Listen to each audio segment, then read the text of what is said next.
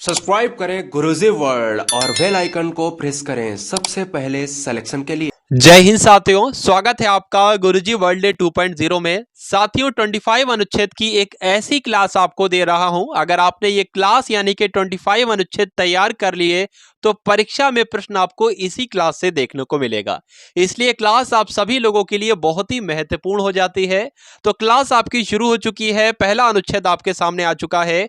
यहां पर आपसे पूछा जा रहा है कि संविधान के अनुच्छेद 1 में भारत को क्या कहा गया है, यानी कि संविधान के अनुच्छेद 1 जो है इसमें क्या कहा गया है ये मैं आपको बता देता हूं। राज्यों के संघ के बारे में लिखा हुआ है अनुच्छेद 1 में। तो ऑप्शन नंबर 1 का आंसर क्या हो जाएगा? ऑप्शन नंबर डी हो जाएगा प्रश्न नंबर 1 का आंसर। अगला प्रश्न देखिए कि भारतीय संविधान के किन अनुच्छेदों में नागरिकता संबंधी प्रावधान है। यहां पर देखिए, अगर बात करें अनुच्छेद 1 से लेकर अनुच्छेद 4 तक तो संघ और उसके राज्य क्षेत्र के बारे में बताया गया है, और बात करें अनुच्छेद 5 से लेकर अनुच्छेद 11 तक नागरिकता के संबंध में बताया गया है। तो प्रश्न आपसे जो पूछा जा रहा है, नागरिकता संबंधी प्रावधान कौन से अनुच्छेद में है? तो अनुच्छेद 5 से लेकर अनुच्छेद 11 तक नागरिकता संबंधी प्रावधान है। अगला प्रश्न देखिए कि भारतीय संविधान के किन अनुच्छेदों में राज्य के नीति निर्देशक तत्वों का उल्लेख किया गया है। साथियों मैंने आपको बता दिया अनुच्छेद 1 से 4 तक क्या है, संघ और उसका राज्य क्षेत्र है।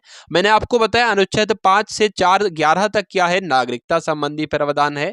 मौलिक अधिकार जो है अनुच्छेद 12 से 35 तक है, और नीति निर्देशक तत्व जो है ये अनुच्छेद 36 से लेकर अनुच्छेद 51 तक है। तो साथियों ये सभी जानकारी आपको पास होना चाहिए, आपके माइंड में होना चाहिए। यानी कि आपको ध्यान रखना है कि राज्य के नीति निर्देशक तत्वों का उल्लेख जो है वो अनुच्छेद 36 से लेकर अनुच्छेद 51 तक किया गया है। अगला प्रश्न देखिए कि भारत के महान्यायवादी की नियुक्ति कौन से अनुच्छेद में है, यानी कि भारत के महान्यायिक वादी की नियुक्ति कौन करता है? अगर आपसे पूछा जाए तो यह राष्ट्रपति करते हैं। अगर आपसे पूछ लिया जाए कि केंद्र का वकील किसे कहा जाता है तो महान्यायवादी को ही केंद्र का वकील कहा जाता है। यहां पर अगर हम लोग बात करें अनुच्छेद 76 में क्या बताया गया है, महान्यायवादी की नियुक्ति के बारे में बताया गया है कि इसकी नियुक्ति राष्ट्रपति के द्वारा की जाती है। यहां पर साथियों आप सभी लोग ध्यान रखेंगे अनुच्छेद 53 में क्या कहा गया है, संघ की कार्यपालिकीय शक्तियां जो है यह राष्ट्रपति में निहित होती है। यह बात अनुच्छेद 53 में कही गई है। यहां पर दूसरी बात आपको ध्यान रखना है साथियों, अनुच्छेद 76 क्या हो जाएगा, महान्यायवादी की नियुक्ति का जिक्र यहां पर किया गया है, अनुच्छेद आपको याद रखना है 76 में। अगला प्रश्न देखिए कि लोकसभा एवं राज्यसभा के संयुक्त अधिवेशन के विषय में प्रावधान संविधान के कौन से अनुच्छेद में किया गया है, यह आपको बताना है। इस प्रश्न का बिल्कुल सही उत्तर आपका क्या हो सकता है, बताइए। तो यहां पर आपको साथियों ध्यान रखना है अनुच्छेद 108। अनुच्छेद 108 में लोकसभा और राज्यसभा के संयुक्त अधिवेशन के विषय में प्रावधान किया गया है, यानी कि आंसर जो जाता है वो ऑप्शन नंबर बी के साथ चला जाता है, अनुच्छेद 108। अगला प्रश्न एक और बताइए, इस प्रश्न का बिल्कुल सही उत्तर क्या होगा कि धन विधेयक भारतीय संविधान के किस अनुच्छेद में परिभाषित किया गया है। आप सभी लोग अच्छे से जानते होंगे कि धन विधेयक का संबंध कौन से अनुच्छेद में है, कौन से अनुच्छेद में धन विधेयक के बारे में बताया गया है। तो अनुच्छेद 110 में किसके बारे में बताया गया है? अनुच्छेद 110 में बताया गया है साथियों धन विधेयक के बारे में। इसमें आपसे पूछा जा रहा है कि भारतीय संविधान का निम्नलिखित में से कौन सा अनुच्छेद भारत के राष्ट्रपति में अध्यादेश जारी करने की शक्ति प्रदान करता है, यानी कि कौन से अनुच्छेद में कहा गया है कि भारत के राष्ट्रपति को अध्यादेश जारी करने की शक्ति है। तो कौन सा अनुच्छेद है? वो तो अनुच्छेद 123 है, यानी कि आंसर जो जाता है वो आपका ऑप्शन नंबर बी के साथ चला जाता है। ये आपको ध्यान रखना है साथियों। अगला प्रश्न देखिए और बताइए, इस प्रश्न का बिल्कुल सही उत्तर आपका क्या होगा कि भारत के राष्ट्रपति सर्वोच्च न्यायालय से संविधान के किस अनुच्छेद के अंतर्गत परामर्श ले सकते हैं, यानी कि राष्ट्रपति जो है वो सर्वोच्च न्यायालय से परामर्श ले सकते हैं। तो कौन से अनुच्छेद के तहत ले सकते हैं, ये आपसे पूछा जा रहा है। अनुच्छेद 123, 352, 312 या अनुच्छेद 143। तो अनुच्छेद 143 आपको याद रखना है। अनुच्छेद 143 के तहत भारत के राष्ट्रपति सर्वोच्च न्यायालय से परामर्श ले सकते हैं, आपको ध्यान रखना है। अगला प्रश्न देखिए कि भारतीय संविधान के कौन से अनुच्छेद में निर्वाचन आयोग के लिए प्रावधान किया गया है। तो साथियों आप सभी लोग जानते हैं कि निर्वाचन आयोग के लिए प्रावधान जो किया जाता है वो अनुच्छेद 324 से संबंधित है, यानी कि आंसर जो जाता है साथियों वो क्या चला जाता है, ऑप्शन नंबर सी के साथ आपके इस प्रश्न का बिल्कुल सही उत्तर चला जाता है। अगर आपसे पूछे निर्वाचन से संबंधित कौन कौन से अनुच्छेद है, तो अनुच्छेद 324 से लेकर 329 तक निर्वाचन के बारे में ही लिखा है, निर्वाचन आयोग के बारे में ही लिखा है। अगला प्रश्न देखिए कि संविधान के कौन से अनुच्छेद के अंतर्गत हिंदी को राजभाषा का दर्जा प्रदान किया गया है, यह आपसे पूछा जा रहा है, जो कि बहुत ही महत्वपूर्ण प्रश्न आपके लिए यहां पर लाया गया है। तो आप सभी लोग साथियों यहां पर ध्यान रखेंगे, अनुच्छेद 343 क्या इसका राइट आंसर हो जाता है? बिल्कुल भाई, 343 इसका राइट आंसर हो जाता है। तो हिंदी को राजभाषा का दर्जा जो दिया गया है वो अनुच्छेद 343 के अंतर्गत दिया गया है। अगला प्रश्न देखिए कि किस अनुच्छेद में यह प्रावधान किया गया है कि संघ की राजभाषा हिंदी और लिपि देवनागरी होगी। तो कौन से अनुच्छेद में यह बताया गया है, जल्दी से करने की कोशिश करेंगे। इस प्रश्न का बिल्कुल सही उत्तर आपका क्या हो सकता है? तो अनुच्छेद 343 आपको ध्यान रखना है। इस अनुच्छेद के तहत संघ की राजभाषा हिंदी है और लिपि देवनागरी है, यानी कि आंसर जो जाता है वो ऑप्शन नंबर बी के साथ चला जाता है। आपके इस प्रश्न का बिल्कुल सही उत्तर भाई। अगला प्रश्न देखिए और बता दीजिए इस प्रश्न का बिल्कुल सही उत्तर आपका क्या होगा कि संविधान के कौन से अनुच्छेद में हिंदी भाषा के विकास के लिए निर्देश दिए गए हैं? अनुच्छेद 330, अनुच्छेद 336, अनुच्छेद 343 या अनुच्छेद 351? तो यहां पर अगर हम लोग बात करें इस प्रश्न का बिल्कुल सही उत्तर आपका क्या हो सकता है, बताने की कोशिश करेंगे इसका राइट आंसर बताइए। तो आपको यहां पर ध्यान रखना है, अनुच्छेद 343 में क्या किया गया है कि हिंदी भाषा के विकास के लिए निर्देश दिए गए हैं। तो ऑप्शन नंबर सी आपके प्रश्न का बिल्कुल सही उत्तर हो जाता है। अगला प्रश्न देखिए कि किस अनुच्छेद के अंतर्गत संसद संविधान में संशोधन कर सकती है? अनुच्छेद 269, अनुच्छेद 74, अनुच्छेद 368 या अनुच्छेद 374? तो आप सभी लोग याद रखेंगे, संविधान में अगर संशोधन करना होता है तो संसद के द्वारा किया जाता है। तो कौन से अनुच्छेद के तहत किया जाता है? अनुच्छेद 368 के तहत किया जाता है, आप सभी लोग याद रखेंगे। अगला प्रश्न देखिए कि भारत के संविधान का, यहां पर आप लोग को देख पा रहे होंगे, भारत के संविधान का कौन सा अनुच्छेद साथियों जिसमें भारत के नियंत्रक और भारत के महालेखा परीक्षक का उल्लेख किया गया है, बताइए।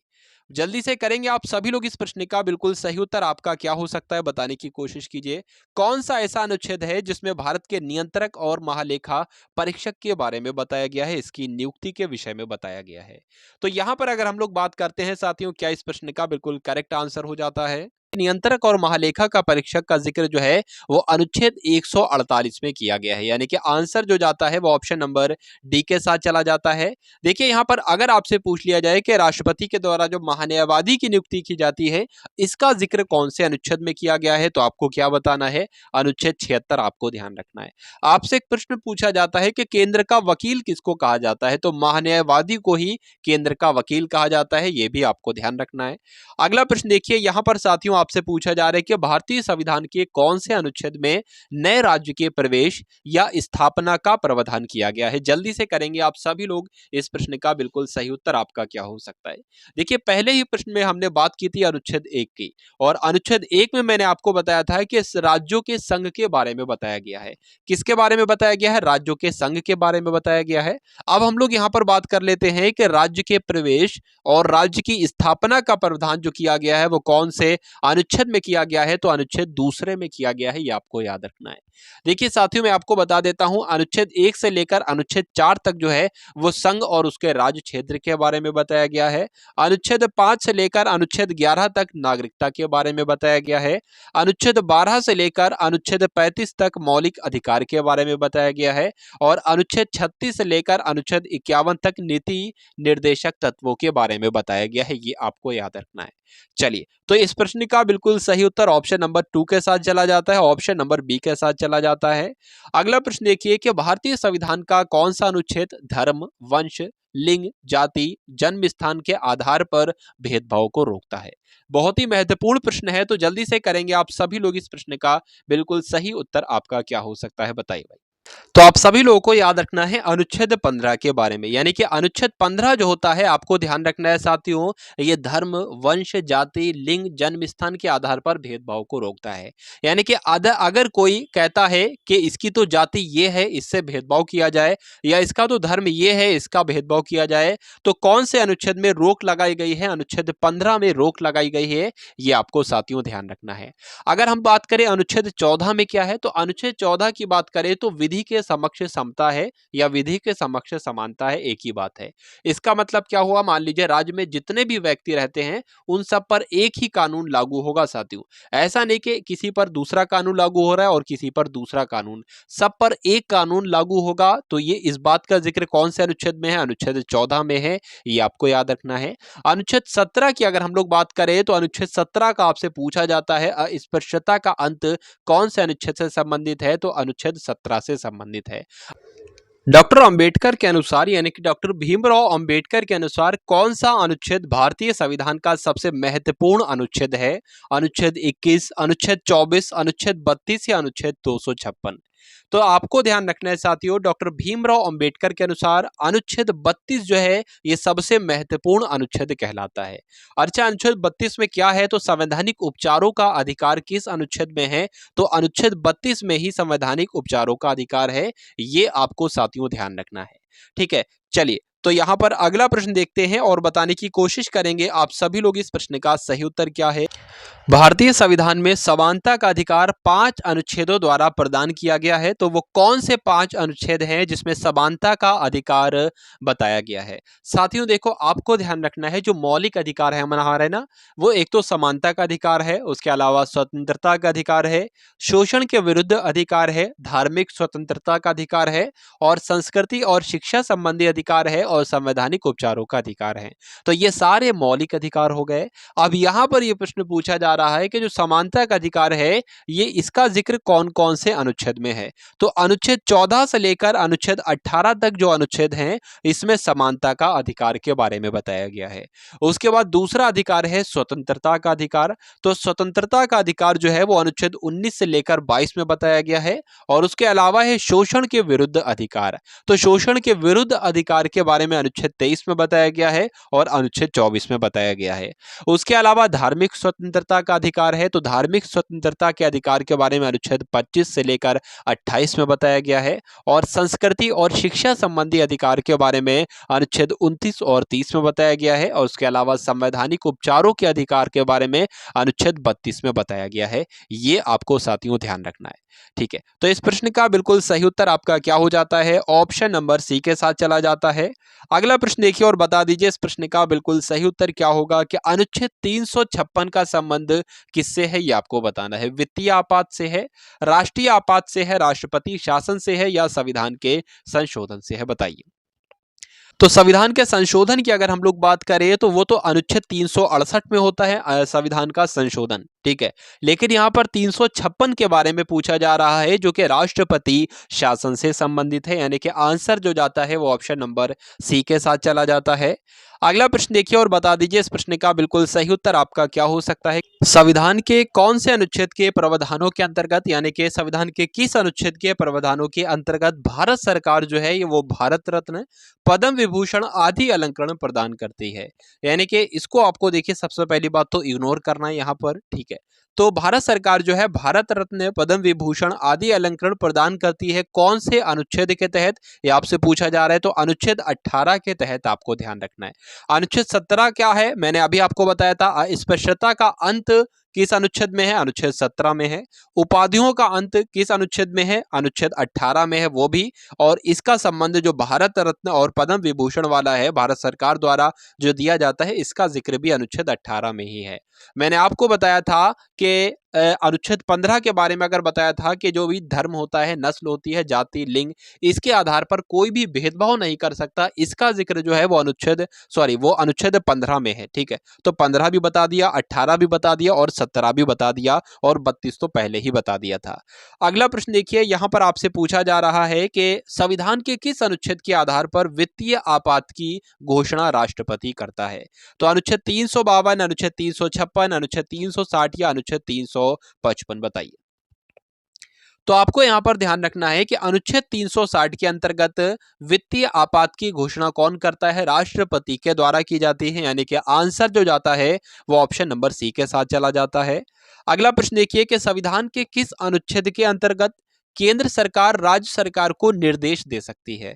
तो कौन से अनुच्छेद के तहत आपको बताना है केंद्र सरकार राज्य सरकार को निर्देश दे सकती है? तो किस अनुच्छेद के तहत साथियों? 256 अनुच्छेद के तहत, यानी कि आंसर जो जाता है वो ऑप्शन नंबर बी के साथ चला जाता है। अगला प्रश्न देखिए और बता दीजिए इस प्रश्न का बिल्कुल सही उत्तर क्या होगा कि संविधान के किस अनुच्छेद में उपराष्ट्रपति पद का प्रावधान किया गया है? अनुच्छेद 52 में, अनुच्छेद 53 में, अनुच्छेद 63 में, अनुच्छेद 76 में।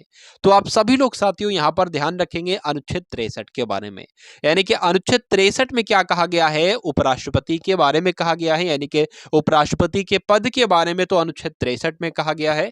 लेकिन अनुच्छेद 52 की बात करें, 62 नहीं 52 की बात करें तो राष्ट्रपति के पद के बारे में प्रावधान कहा गया है अनुच्छेद 52 में।